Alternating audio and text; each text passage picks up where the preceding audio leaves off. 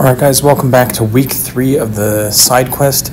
If last week they had double the amount of keys, so I actually still have the keys, but if you go into chapter, like Act 1.2, you can do 2 energy, you can fight a female champion with a mutant, and that'll get you points towards getting the keys.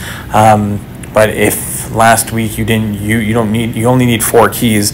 I had 8 from last week because they doubled up, I guess because people had screwed up using them in the first week, so I have extras, so I didn't even need to continue doing this. You could even duel a female champion if you want, but that's an easy way to do it in chapter 1.2, and you can just do that a few times.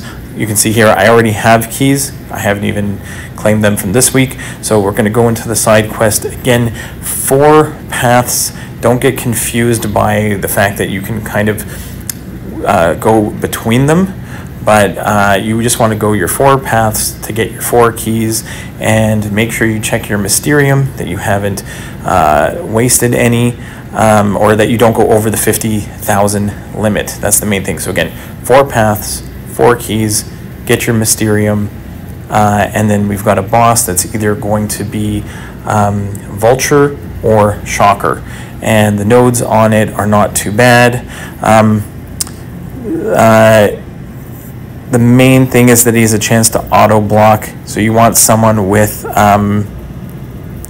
on cooldown when they're knocked down. So I just went with Angela, super easy auto block counter. I'm just going to fast forward through the actual fights for the path. This one had breakthrough and buffet, so I brought champions that don't have buffs or nullify immune. Very easy. Titania is going to just rinse through Sorcerer Supreme here, and yeah, nothing too crazy there.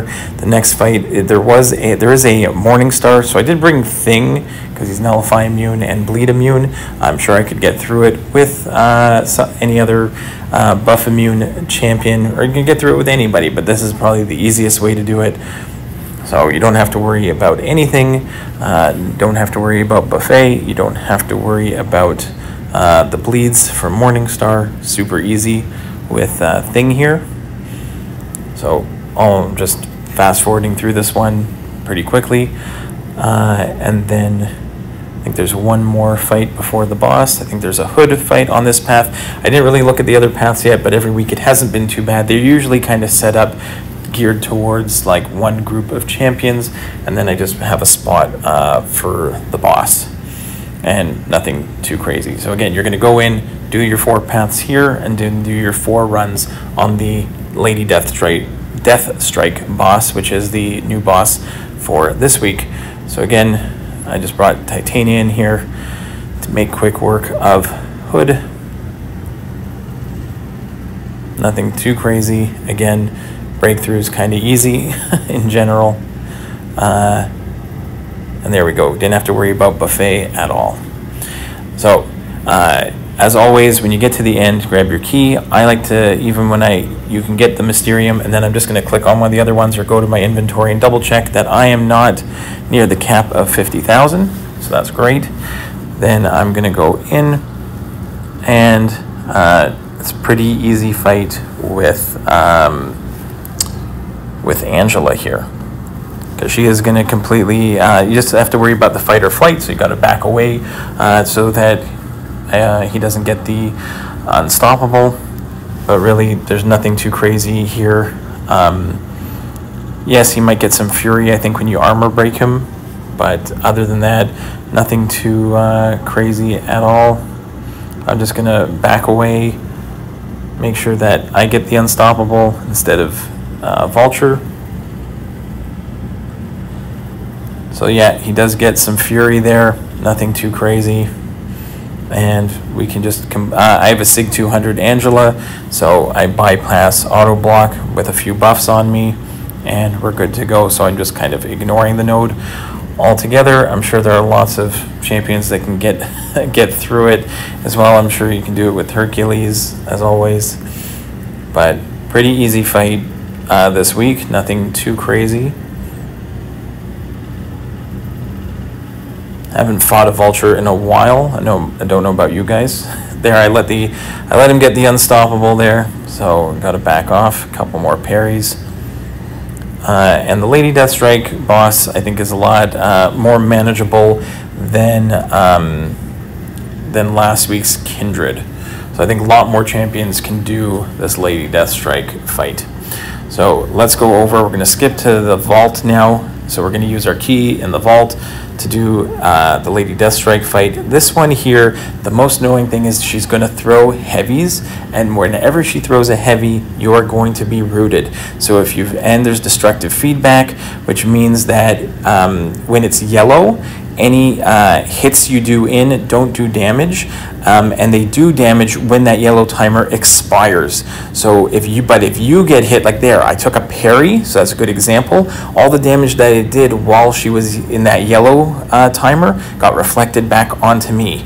When it's in a gray timer, I can do whatever damage I want, and that's fine. But when it's in yellow, any damage I do is going to get held by Lady Deathstrike, and if she hits you, then it gets transferred back onto you. So there, as long as I haven't hit her while she's yellow, while the yellow timer is up, then I can get a parry off. But right now, if I were to take a hit, I'm probably going to die. Okay, so her specials are not too bad to evade. At the end of the fight, she's also going to go indestructible for a little bit, and you just have to make sure you wait that out. If you've done the 8.4 final boss, you know that doing heavy attacks while rooted can be very annoying, and you kind of have to know the timing. Here, I did fail on this fight once or twice and there you can see for the heavy, I had the timing down, so I felt pretty comfortable about that.